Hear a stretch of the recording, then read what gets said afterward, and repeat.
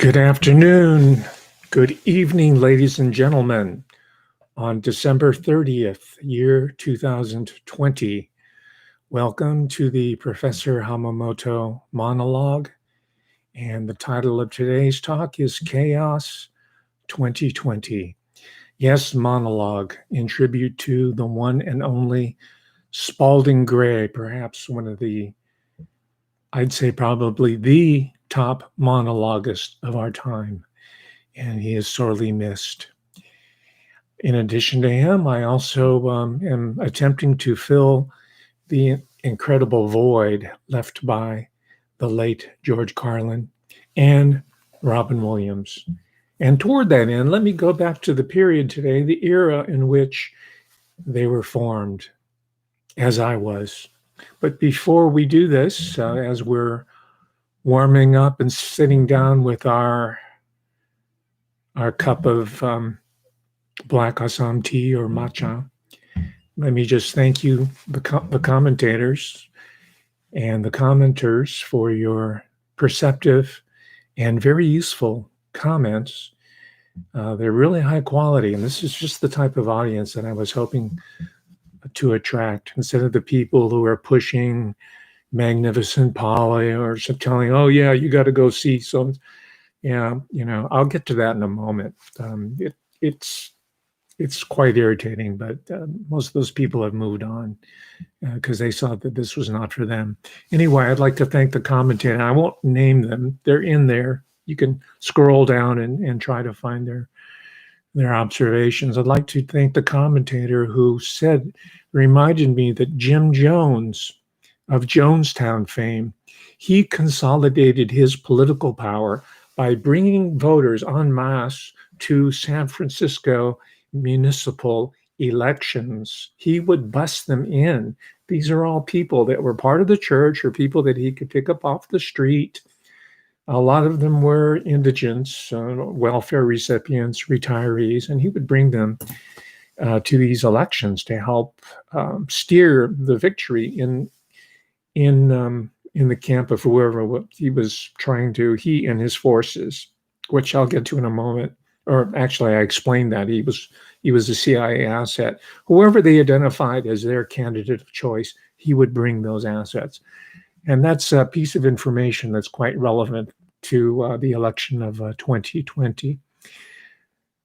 We should also be reminded that a lot of the contemporary political leadership of the present came out of that Jonestown milieu, especially surrounding the assassination of Mayor George Moscone and one of the Board of Supervisor members, Harvey Milk, right, by one of the supervisors, Dan White, who had one of these blackout moments and he went into a murderous rage.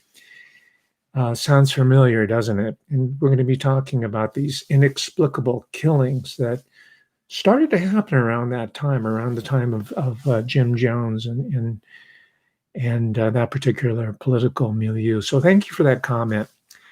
By the way, Dianne Feinstein comes out of that. She was just a young and aspiring local politician when all hell broke loose around this time. Another one was Jackie Spear. I don't know if Nancy Pelosi was on the political radar there, but I'm sure that she was already being groomed for her eventual place that was reserved for her in the U.S. House of Representatives. Another commentator said perceptively that Lego and IKEA have formed a cross-promotional partnership, and that makes perfect sense because those of you, myself included, who know IKEA, it's about a cheap component type knockdown furniture, I guess they call it, that's the prized possession of grad students everywhere. Anyway, it's the same concept. You just assemble it and it's all predetermined what the outcome's going to be. So I anticipate that the Lego brand itself will be used by some globalist nonprofit organization, some supranational agency that wants to normalize the current lockdown, perhaps normalize it forever. Because what is Lego but just being in this sort of play flow state, right? you're locked down. You really don't care what's going outside in the external world. It's a perfect lockdown play activity, Lego. And of course, the Lego is, as some of you have mentioned and perceptively have observed, it's really the paradigm, the model for the componential swap out society and culture of the future, of the near future. And what we see here is that the old jack-booted concentration camp model of oppression that has been imprinted on our minds and our collective engineered consciousness, that's no longer in operation. So put out of your mind all these World War II movies and all those images, because that's what we're expecting. Instead, we're going to see oppression, top-down, authoritarian models of rule and control being brought to you courtesy of Lego minifigs, right? The social distancing, the whole global gulag concentration camp model will be a Lego model. Another commentator noted that Dr. Anthony Fauci's wife is a so-called bioethicist. Wow, that's quite scary. And as I wrote back to this commentator, that, yeah, I'm sure Anthony Fauci and the people who handled him made sure that he was protected on all four sides, right? And from the top, except he's not going to have protection, divine protection. He's going to have to reckon with that in the hereafter. Anyway, what a concept, bioethicist. It's kind of like natural food, right? And finally, I will not name again the person who made the comment, but thank you very much for understanding the music-inspired pedagogy that I developed as an educator, as a lecturer, and as a writer, so that I could better communicate these very complex ideas, these multi-layered realities to students to whom it's new. Not only is it new material, but their socialization is such that they come into the classroom with a really, really high level of naivete, as most Americans are, even adults, as I explained last time. We're growing up really quickly. We've been forced to. So thank you for appreciating that and commenting on that. And toward the end, I'll be talking more specifically hopefully after January 6th, because this is a limited edition here. I'm only going to be doing this daily until January 6th for reasons that you're well aware of. And toward that end, the main reason being the support of our President, Donald J. Trump, who won in a landslide election. I just want to read a short passage from this book, the Hagakure, which was compiled, or it was written, it started to be written around the early 18th century, around 1701, 1715, and it was later compiled into a convenient English language book. And I'm reappropriating my tradition as Japanese and Okinawan American, someone who comes from the East Asian philosophical, cultural, and social tradition. And I'm reappropriating it from all these Hollywood twits. I'm really delighting in the fact that you're all going down, because I had to grow up and my parents had to grow up with a bunch of your garbage, your war movies and your little Charlie Chan and Mr. Moto type productions, and you're deserving everything that you get as you go out the door, because you're going to be, guess what, replaced by minifigs and avatars. And same with you sports heroes, you professional sports people. Have you heard of esports? Yeah, they're going to close down those stadiums and those arenas, and they're going to be replaced by Avatar Esports. And guess where they're going to be headquartered? They're going to be headquartered in Vietnam, Cambodia, Laos, Thailand, not in Dallas, not in the Big D, not in New York City. And I know it's going to hurt your feelings to hear this, but that's where you're heading. So get up off your knees and stand for the American Republic, as you should be doing. So let me read this passage from the Hagakure. And this is for you, President Donald J. Trump, President and Commander-in-Chief. Matsudaira Izu no Kami said to his master Mizuno Kemotsu, quoting, "You're such a useful person. Oh, I'm sorry, I'm reading the wrong passage. This is even better. Among Takeda Shingen's retainers were men of matchless courage. But when Katsuyori was killed in the fight at Tenmo Kuzan, they all fled.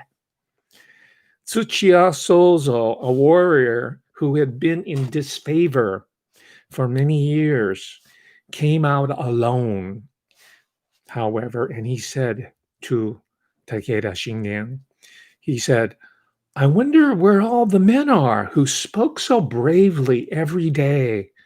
I shall return the master's favors to me. And it was Tsuchiya Sozo who fell alone in battle.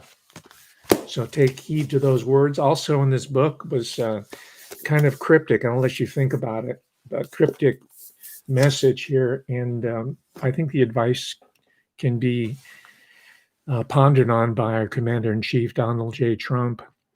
The words of wisdom that come out of the Hagakure is, win first, fight later.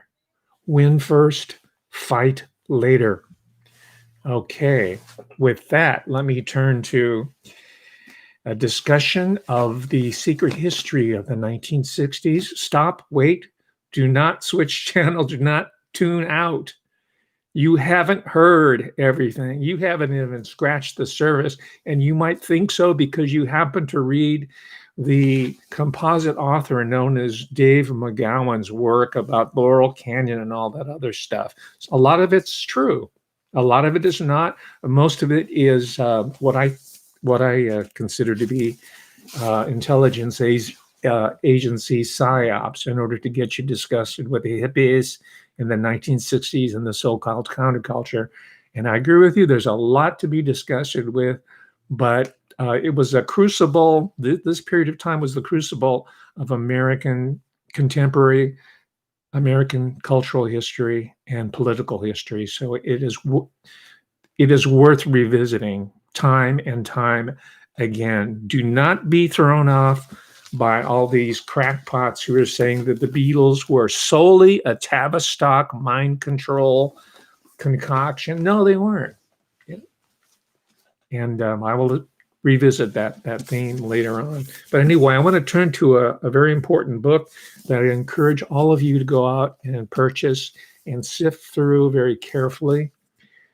And I'm going to be returning to it many, many more times in the future, I'm sure. Not for this purpose, but I just wanted to introduce you to some very important insights and reveals here in this book. It's by Tom O'Neill.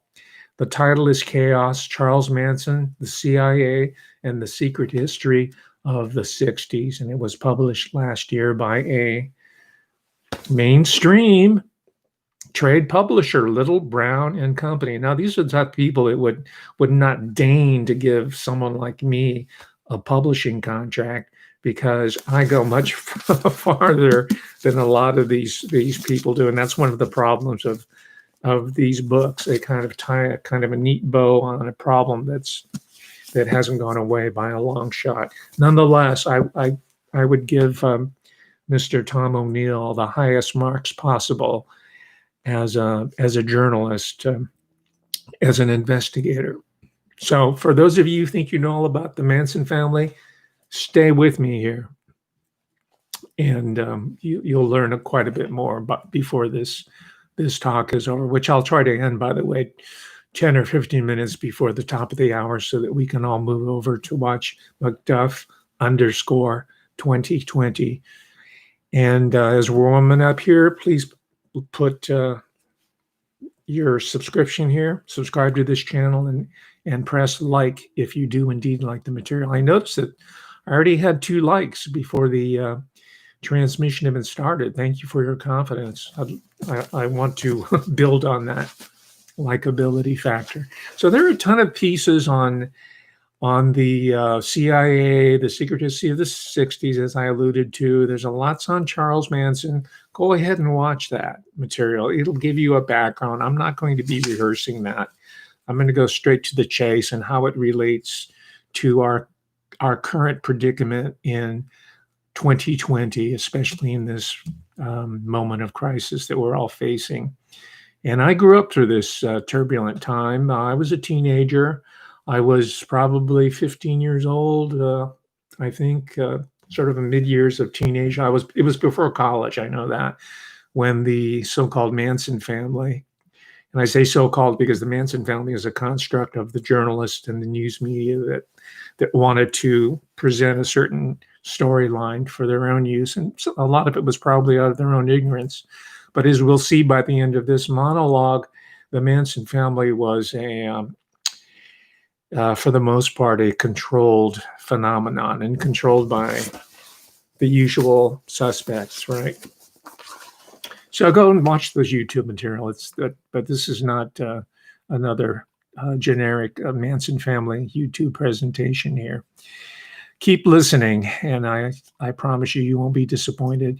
You might also want to go to a vidcast. It's on YouTube. It's called Live Talks LA, and Tom O'Neill with the co-author, who's very important as well. I should give him a shout out. Dan Piepenbring is his name. Hope I'm pronouncing it correctly. Is also on the dais with Tom O'Neill in this live chat with the host Ariel Weschler. So you can find that. It came out a few years ago, but it's worth kind of getting into the process of writing, because I know some of you are either writers or aspiring writers, which I want to encourage. That's part of the function or the intention of these monologues, is also to give you an idea of how a working researcher operates, a working writer, myself, how we go about our business. And I was always interested in that process myself. So I'm passing on the favors that many writers and many interviewers, and the Paris Review in particular, Paris Review of Writers, is very important in my own development as a researcher and as a writer. So this is quite interesting, ladies and gentlemen. Tom O'Neill himself describes his role prior to undertaking this project. And how many pages is it? I think it's almost 600 pages. Yeah, it's 500 pages plus. But he describes himself as a celebrity journalist. And it was serendipitous in that he took on an assignment. He needed the money, right? Because he's a journalist. He took on what he thought was going to be a cake assignment for Premiere magazine. I don't even know if Premiere is still around, but it's a couple of steps, if just by benefit of being glossy, but it's just a couple of cuts being above, let's say, the National Enquirer or the Globe. But it's about celebrity culture, and today we're saturated in it. I think the first inkling of this whole celebrity culture that has engulfed us was People magazine. My mother was an inveterate reader of People magazine, the National Enquirer, all of it, and I read it. And they also subscribed to Reader's Digest and Life magazine. There was always a lot of sort of lowbrow working class literature around the house, and I absorbed all of it, and I own it, and I made it part of my career. So the point here is that don't sneer at anything. Everything's usable. Everything has a possible function. It depends on where you want to take it. And the same is true with the career of Tom O'Neill, who was he wrote these little celebrity articles for Us and Premiere and whatnot. So it was on the anniversary of the Manson murders that were committed, by the way, in August 1969, a long time ago. But it's, like I said, it's connected to 2020, because I wouldn't be surprised if we saw something like this happen right around now. Okay, something like another event, as we saw go down in Nashville just a few days ago. And so he took on this job that he thought, this writing assignment, he thought it would take, a few weeks at the most. But what ended up to be what he thought was going to be a short-term magazine assignment turned out to be a 20-year obsession with the Manson case, which refuses to go away. And I applaud him on that basis alone. And any of you who are writers or creative people or professionals or crafts persons of any type, you understand what obsession is about. Obsession is not bad. It's the motor that drives productivity and human creativity. And obsession is just focus. And determination. And where that comes from, well, it comes from all the types of activities that are being deprived of young people, including organized sports, physical education, music in the schools, anything that in literature and reading and textual study, anything that requires a lot of discipline and dedication is being deprived of. The current generation of children are being deprived of. So this is, and he's old school. He comes from this background. And he claims, I think it's not necessary at this point, but he claims not to be a so-called conspiracy theorist. He thinks the people who believe in the existence of a deep state are kidding themselves. But even then, he hedges his bets, and he says that as a consequence of researching and writing this book with Dan Piepenburg for the past 20 years or so. I mean, it really came to a head, I think, over the last 5 years of his research, that he no longer really sees so-called law enforcement in the same way. He has a more jaundiced understanding of how the law enforcement and the legal establishment operates, right? And we've all seen those shows, Law and Order, where it's all kind of wrapped up in a nice little show in 60 minutes. Or Perry Mason, right, where the surprise witnesses are always produced at the end of the show. Well, unfortunately, real life doesn't happen that way. Not really unfortunately. I prefer more of an open-ended, inconclusive form of life. It's more fun because you get to explore and you don't have your destiny and your life charted out for you like a Happy Meal. So I'm not complaining. Let me move on. I'm consuming too much time here. Now, he had the help of family, unlike most of us who have been disowned or ignored or reviled by family and friends by now. And I hope you don't care about that. I certainly don't really give a flying you-know-what who who rejects this pursuit of mine. It's mine. I own it. But fortunately for Mr. O'Neill, he had a father who was on the liberal end of the political spectrum, but he was a professional. He was an accountant by training. And by the way, speaking of discipline, it's really hard to pass the accountancy, the CPA test. I think it has a lower pass rate than the bar examination. So that gives you an idea where O'Neill might get his attention to detail and his, he needs to balance the books, right? Double column bookkeeping. And I think his dad also taught law as well. So anyway, he had his support. He had all these ring binders, and I think it was his father's help that kind of pushed him past the finish line. Great. If you can have that kind of support in your life, you're going to be more successful. So surround yourself with people like that. Get rid of the naysayers. Get rid of the ones that tell you you're up. You don't need to be around them, and they only get off of bringing you down, and you don't need their negative energy. Just walk away from them. Now, what his father and him and Tom O'Neill had in common is a mutual dislike for Vincent Bugliosi. And for those of you who are not familiar with the Bugliosi brand, let me just fill you in. Remember, I was a teenager at the time, so I saw him as an intrepid defender of the law and order system. He was a Los Angeles district attorney or public prosecutor, something of that exalted ilk. And again, I don't mean to mock people who are engaged in that type of professional pursuit, because a lot of you are really good, or at least you went into the profession trying to be a voice for the oppressed and trying to change the world. I've been there, so I fully understand your disappointment in life. But Bugliosi later on, or after writing this book called Helter Skelter, I don't think it's ever been out of print. but he was the writer of the classic Helter Skelter. And that's the phrase that, and I'll get to this more in a moment, that Charles Manson supposedly took from the Beatles album. It's properly called or colloquially called the White Album.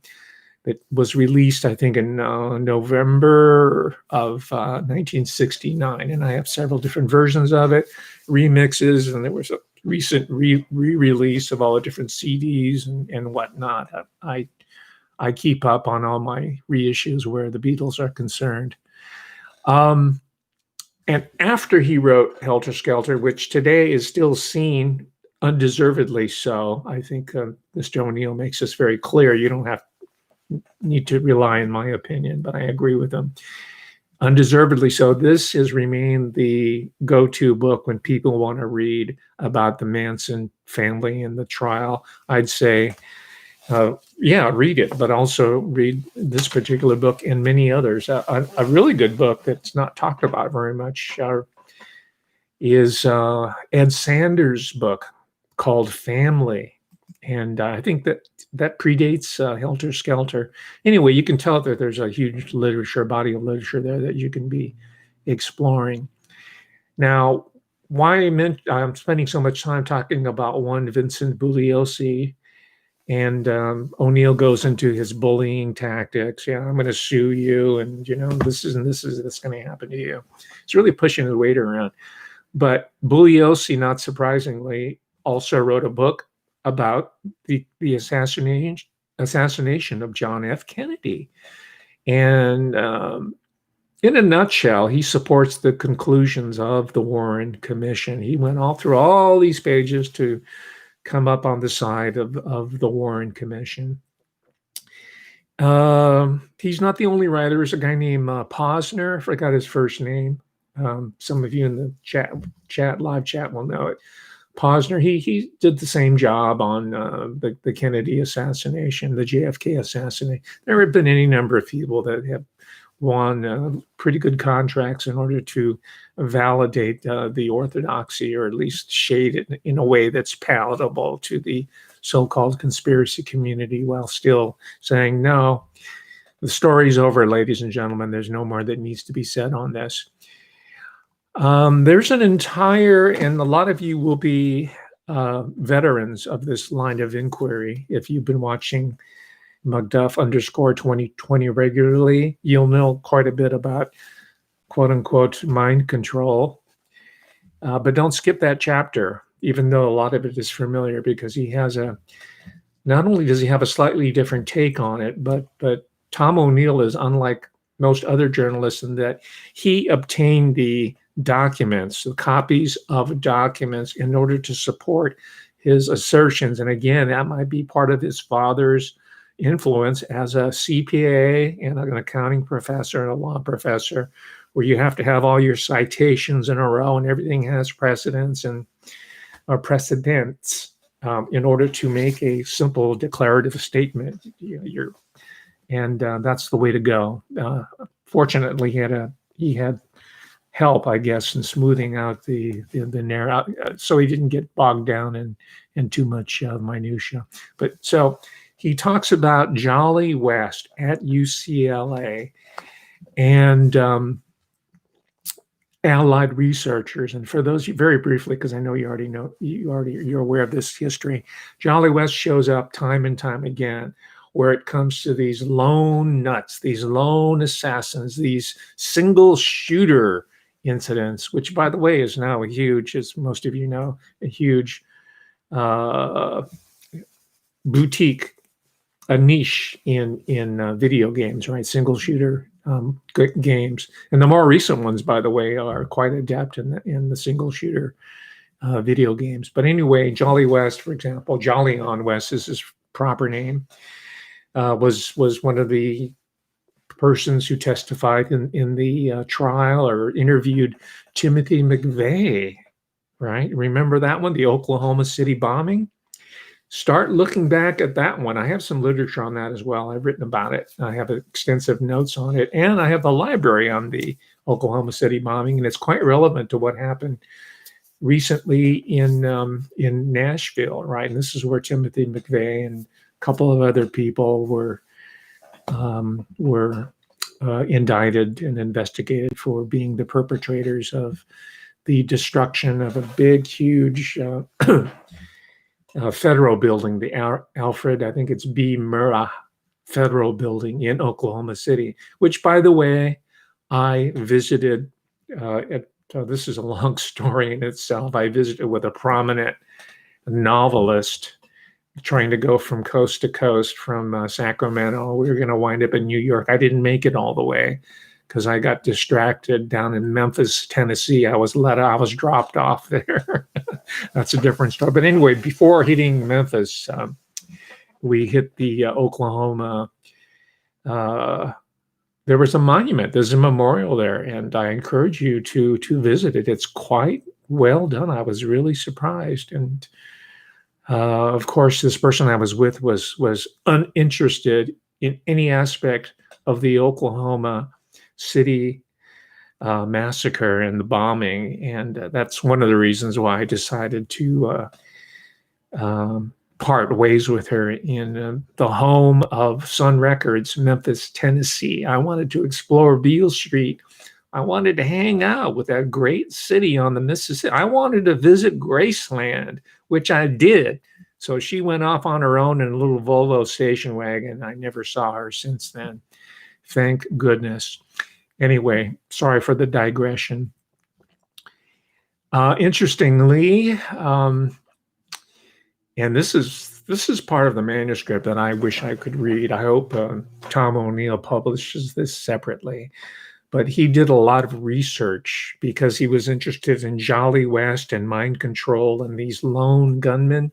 He did a lot of research on Sirhan Bishara Sirhan, and he is the Palestinian immigrant to the U.S. who I believe he's still in prison. I think he's still, he's been up for parole many times, but he's protested his innocence, and his supporters have as well, including a very prominent psychiatrist said that he doesn't deserve to be in prison. But anyway, it was Sirhan that was presented to us during the June of 1968 primary election of Robert F. Kennedy. He was on his way to the White House, it seemed, back in 1968, when he was cut down in a hail of gunfire. And some of you may know the story better than myself, but there's a lot of literature there. Many years later, I was walking down Telegraph Avenue in Berkeley with a friend of mine who was a prominent scholar of what the one and only Antonio Gramsci, who many of you revile for some unknown reason. I think there's a big echo chamber in so-called conservative circles who never read these books, but for some reason they say, "Oh yeah, cultural Marxism. Yeah, that sounds pretty bad. Let's say that person's a cultural Marxist." But Gramsci had a lot to say, and I'm not a Marxist and I'm not a Gramscian, but I'm not a parrot either. Anyway, O'Neill spent a lot of time studying the backstory of Sirhan, and what I'm gathering is that I think he sees a lot of connections between what happened in the JFK assassination, what happened in the Manson murders, and the assassination of Robert F. Kennedy. And I think, and this is not in the book itself, but you and I can draw parallels between more recent single shooter atrocities. I don't have to name them for you. In fact, there are so many, I can't keep them all in my head, which tells me that the alphabet agencies are probably going to be looking for a new modus operandus, a new MO, because we know the story. We've been there, done that, right? So maybe they're going to be using holograms. I started researching this because I had a hunch, and this again is speculation. Your speculation is okay. Hypothetical commentary's okay as long as you specify it as such, right? You can speculate a lot. It's called hypothesis testing, right? As long as you say it's just speculation at this point, it's okay. But I'm going to throw this out. I think there was some sort of holographic weaponry used in Nashville there. And sure enough, I looked it up, and there's all kinds of sophisticated proof of concept documents that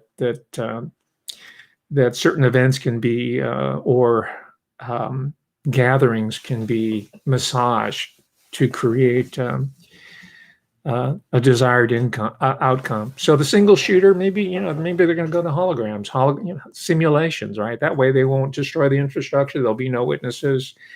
There'll be no inconvenient celebrities to murder, like the columnist Dorothy Kilgallen. There's a great deal of research on her, a couple of really good books, which I'll talk about maybe in a future monologue.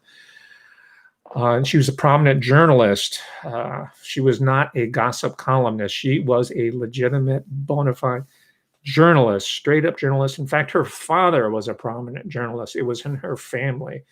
And I'm mentioning that because a lot of people are just diminishing her contribution to the investigation of the assassination of John F. Kennedy by just denigrating her as being a quote unquote gossip columnist. And I think that's one of the reasons why O'Neill stated up front. He said, hey, I was just a celebrity journalist, so that he could not similarly be besmirched by supposedly writing about such a low level, trivial topic. And I say that dripping with sarcasm because it's not low level and it's not trivial. Nothing is trivial. Nothing that human beings do, dream up, or the manner they behave is beyond scrutiny and investigation and study.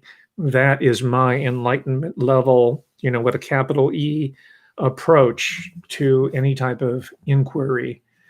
And hopefully you will be able to overcome your own prejudices that are put out there by CIANN or other MSNBC or whoever else out there. Those people, as all of you people here, I'm sure know, are actors, right? It's a theatrical piece. So I learned that from O'Neill that Charles Manson, he'd been in trouble with the law since he was a kid. He had been allowed to run free by law enforcement almost from the beginning, right? He was, and I mention this because this seems to be a pattern. They take someone who they, meaning the handlers, the controllers, will take someone who comes from Child Protective Services, a troubled youth, the honor farm, juvenile delinquents, JDs, right, as we used to call them. And they'll take the real smart and charismatic types like Charles Manson, who even his parole officer was amazed by the level of personal dynamics and dynamism and charisma that little old Charlie Manson had, especially over the women's. He was even envious of the fact that all these women would just be flocking to little old Charlie Manson. But he was smart as a whip. He lived by his wits. His mother had been a prostitute. He'd been from one home. You know the story of Charles Manson. These are the types. He fits the profile, in other words. Now, let me skip. This is the part that intrigued me the most, because I have a connection here professionally with mind control and pharmaceutically induced creation of personalities at UC Davis. In fact, the guy that was flown in from UCLA, his name's Stan Sue, by the way. And if you want to sue me, Stan, go ahead, because this is all on the record. But he was one of the kingpins of so-called Asian American mental health. And they brought him in to head my department, and they set him up there, meaning the agencies, the mental health mafia set him up there in order to experiment on my students, on Asian American students, as experimental test subjects, so that they can figure them out and see what motivates them, so they can groom them for this, that, or the other, or perhaps screw them up in other. And of course, it was all presented as a matter of therapy. Oh, we're going to make sure that you're not harmed by all the Charlie Chan and the Mr. Moto movies. And that's why they liked me, because I was interested in the media, right? So they thought I was on a very low level operation. So we're going to repair you from all the trauma that you have suffered as an Asian refugee or immigrant in America. And by the way, they have mental health units for each one of the food groups. There's one for African Americans, there's one for Latinos, there's one for, and of course, there's one, the largest one is for the dominant society, mostly women, though, because they have the life force, and they're always a problem to control in their minds, not mine. I said, let them run loose. Yeah, we got a lot to learn. Anyway, so he was supervised by this individual by the name of Roger Smith. And again, to his credit, Tom O'Neill, on his own dime, because by this time he was not getting any assignments because he was so obsessed with writing the book. And on his own dime, drove up to Michigan to this fellow who was the parole officer of Charles Manson. His name's Roger Smith. And this was in December 2001, right? December. And they had about a 6-hour interview. It was very cordial. You know, they were very friendly. And Mr. Smith was quite open. No one really had interviewed him. So O'Neill was scooping a lot of these people who supposedly had done their research on the so-called Manson murders. And interesting to me was that Roger Smith was just about to retire as director of what is denoted in the book as mental forensics for the Michigan State Penitentiary System, right? So Smith's trajectory from Charles Manson follows him all the way through his career, and he wound up at a prison. And those of you who've heard my other talks and other venues and other occasions know that the intelligence agencies and these handlers have 3 captive audiences that they use. One is prisoners, hence the Michigan State Penitentiary System, or Vacaville, which is not far from me. And the other is the military. They're indemnified from really doing wrong to military personnel. And the third is students in academia. And I've already referred to the so-called Asian American mental health mafia that are trying to get in the heads of what most people see as pretty normal and industrious individuals. But believe me, they are being targeted for destruction sooner than later. Now, very interestingly to me, there was a person who, by another Smith, his name's David E. Smith, who founded the Haight-Ashbury Free Clinic back in 1967. Free clinic, free healthcare. This is the hippie period. But I'm running out of time, so you'll have to read the O'Neill book. But the point that I got out of this is that Smith was doing double duty. He was a grad student, yes, at UC Berkeley and at UC San Francisco, which has done all kinds of research in service to the national security state. Yeah, I know they also do substantive research to help humanity and all that ails us, but there's the other part of their research that I'm talking about here. Anyway, Smith had that relationship, David E. Smith. He founded the Haight-Ashbury Free Clinic, and the takeaway point that I got there is that free is one of the oldest advertising words in the lexicon. Free and new. Whenever you see free and new, run the other direction, right? And I think most people know this by now, but it goes by different names now. It goes by care, like as in Obamacare, as in social medicine, or as in public health, right? Public is another code word for what used to be called free clinics. And what happened is that all these kids that were coming, and I say kids, a lot of them, most of them were teenagers, a lot of runaways, a lot of just disposable youth. And by then they had been pumped up with LSD and then amphetamines, courtesy of people like David Smith, because he researched rats, rodent population, not just rats, but also mice. And he dosed them with LSD. He dosed them with amphetamines.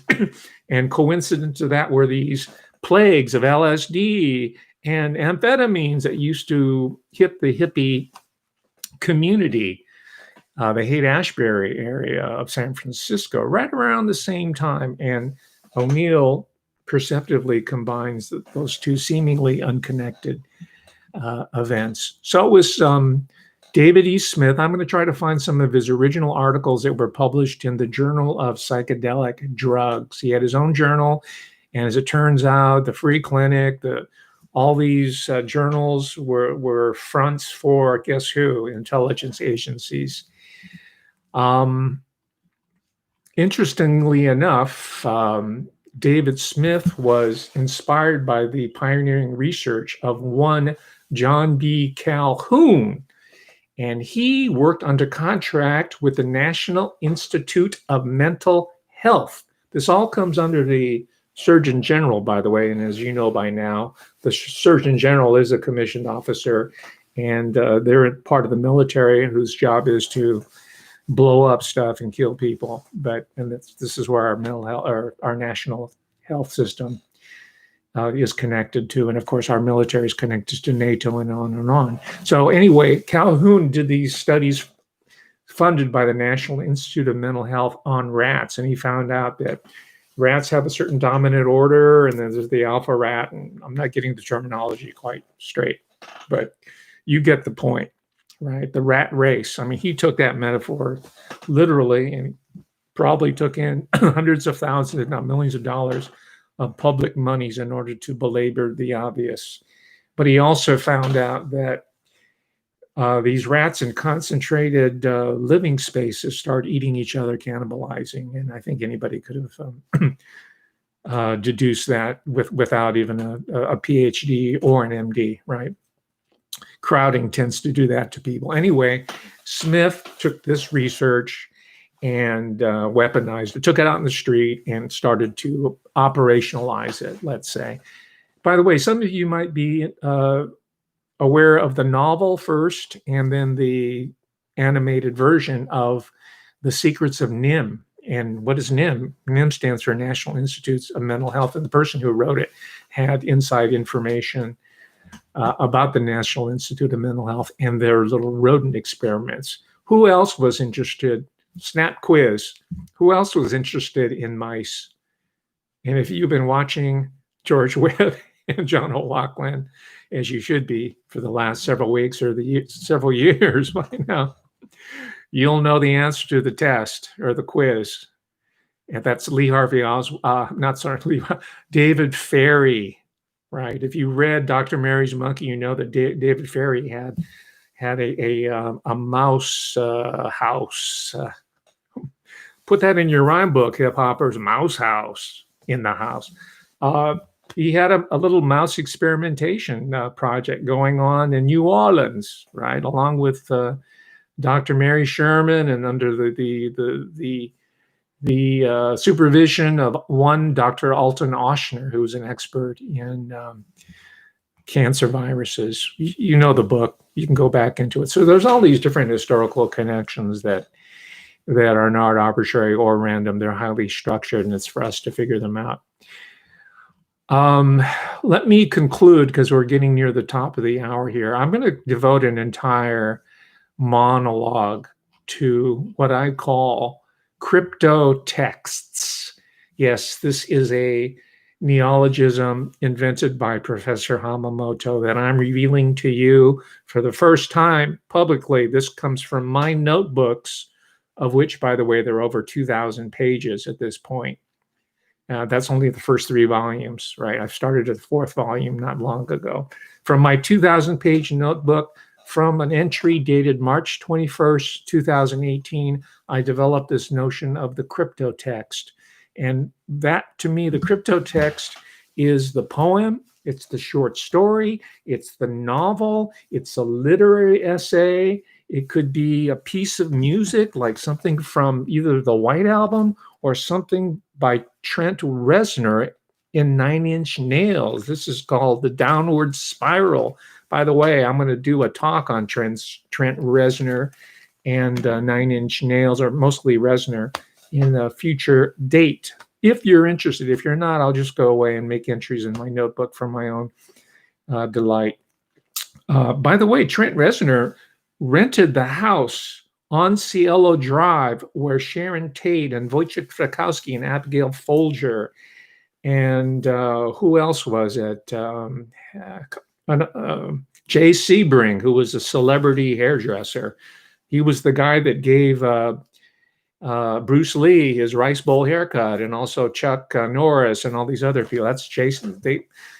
Trent Reznor rented that same home where these people were slaughtered by supposedly by the Manson family. And before leaving that, he went there to do some writing. I guess he needed to be inspired by the macabre surroundings. I don't know. I'll find out because I've ordered the bios. I've ordered some books on Nine Inch Nails and Reznor, and I'm, as hard as it is, how difficult it is, I'm listening to the early music in particular. And he's gone on to do soundtracks, by the way, which is kind of the career trajectory of these types of individuals, because music in a theater, at least when we were allowed to go to theaters, is such a, what they call in computer lingo, an immersive experience, more so than you hear. You have the Dolby surround sound. It's not, 5.1. It's like multiple tracks all around you. So it's the perfect auditory milieu for sonic warfare, courtesy of Trent Reznor. But he has a connection with the Manson family. He took the front door off Cielo Drive with him after his lease had expired. All right. So I call these crypto texts. Let me give you some example through history. Catcher in the Rye is one. That was the book that was carried by Mark David Chapman when he was supposedly assassinated. I say supposedly because we don't know for sure. There's a guy who was the doorman that might have been involved here, but he was involved, or he was blamed for or pinned on for the assassination of John Winston Lennon. He was carrying a copy of Catcher in the Rye. And most of you who are into this type of research know that J.D. Salinger was, or sometimes you refer to it as Salinger, pronounce it Salinger, was an intelligence specialist in the military during World War II. And I think he developed some of the principles he learned there, or was coached to put them in books for later use as triggers. Triggers are real, by the way. Trigger warnings come out of these experiments, these mind-controlled experiments that have been proven in practice, not just in concept.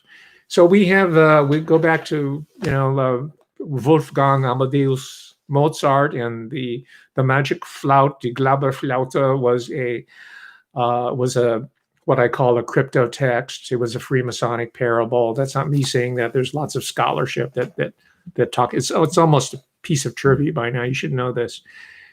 And Helter Skelter, the tune by the Beatles on the White Album. And I think this is one of the reasons why we have to deal with a whole new generation of Beatles haters, because of Charles Manson. Supposedly he was obsessed with the Beatles and was programmed into trying to foster this race war between black and white that was going to break out in something called Helter Skelter.